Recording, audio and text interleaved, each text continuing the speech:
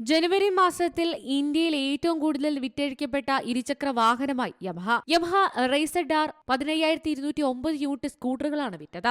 ഇതോടെ വാർഷിക വളർച്ച 26.25%.